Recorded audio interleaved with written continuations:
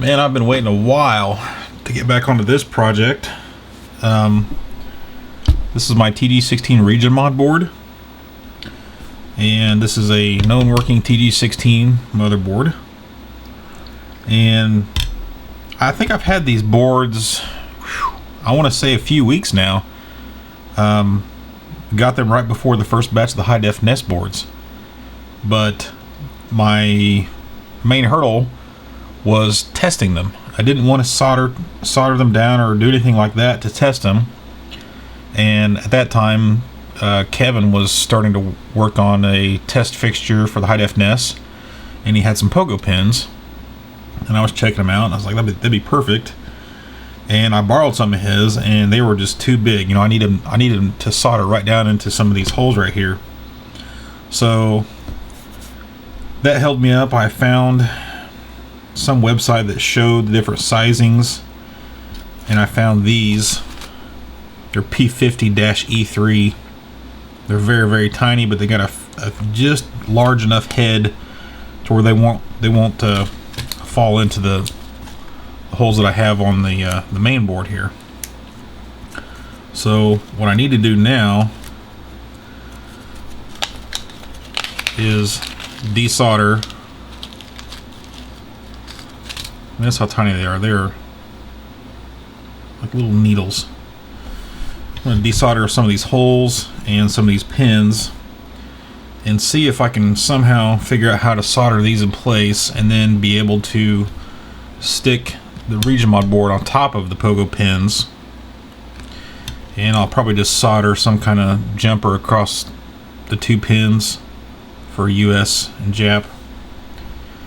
And I wish I would have known that I was going to do it this way. I probably would have put a hole somewhere in here and then had some kind of stud through the motherboard there, or I don't know, something where I could put it down and screw it down and hold it in place while I was testing. But for now, I just holding it down with the finger is what I'm going to have to do. Yeah, another thing that was holding me up this week was I broke my Heiko 808. As you've seen, I just posted a video of repairing that thing.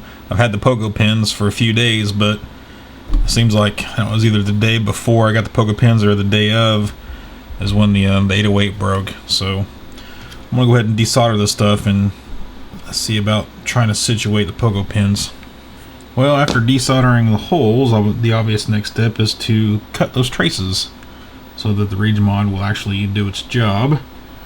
And of course, I need to go through and check to make sure that I didn't short any of the traces together by scraping them off.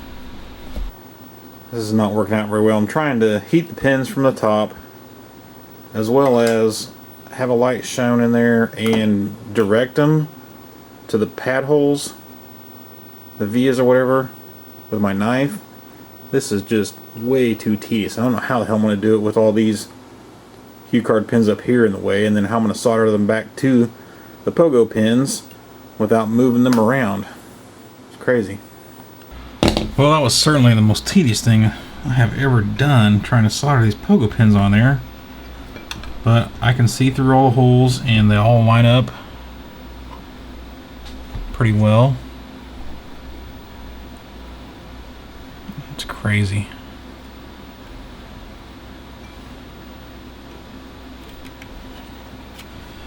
Now, I guess, solder a jumper right there.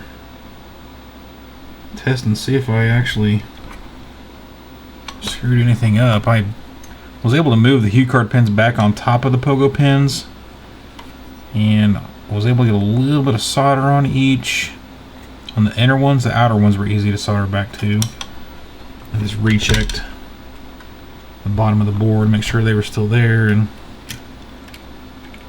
all looks good. So as far as I know, it should be ready to test. I think honestly, if I was going to do this again, probably the easiest thing would be to solder pogo pins to one of these boards and sacrifice it, take the chip off, and then just run some ribbon cable or something, some wires down to the actual motherboard, because that was just ridiculous. Let's give it a try. Alright, I've got a jumper soldered for the switch to ground.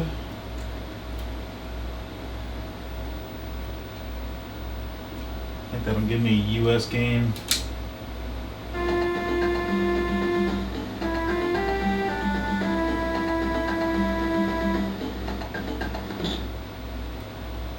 I can wiggle it around a little bit, but if I let off pressure, of course I lose connection. So now I'm going to solder it over to power on the switch and see if I can do Japanese. Okay, switch to power. There you go.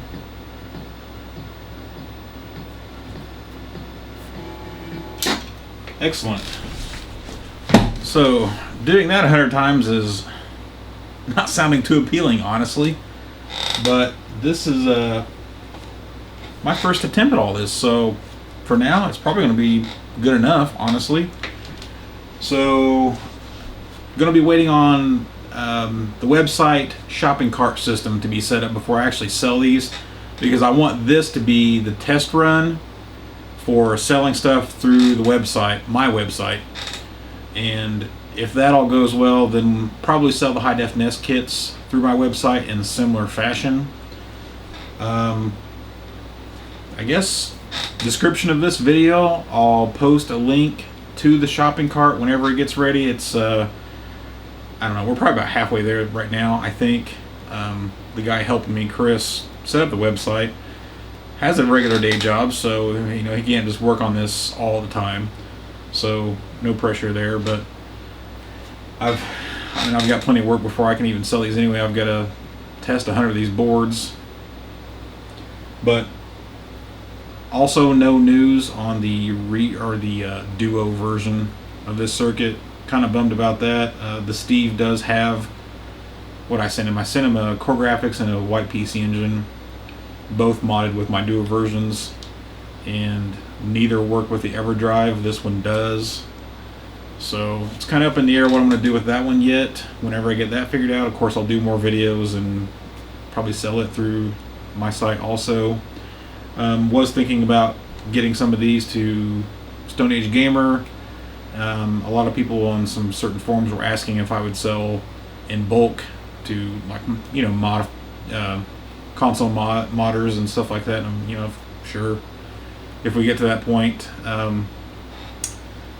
Yeah, about the shopping cart, we're thinking about limiting the high def nest kit to one per person. So I might try that with this kit and maybe turn it off just as soon as we know that it works okay, because I really don't care if one person wants to buy all 100 of these, because I can get these quick, you know, and it's such a simple circuit that I'm not too worried about, you know, it not working or something like that. Just as long as I can test it like this and ship it out the door, you know, no big deal. Price point's probably going to be around 25 bucks. I think I'm going to do an option where just the PCB is 25 bucks, and then a couple more dollars if you want a 12-inch piece of wire and a switch to go with it.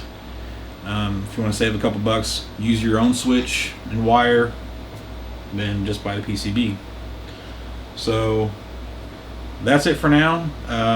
Like I said, video description for a link to the shopping cart or whatever on my website. And I think I've got a couple threads around on different forums, not specifically about this PCB, but about the region mod circuit boards in general, and I'll post there too whenever they're ready for sale. So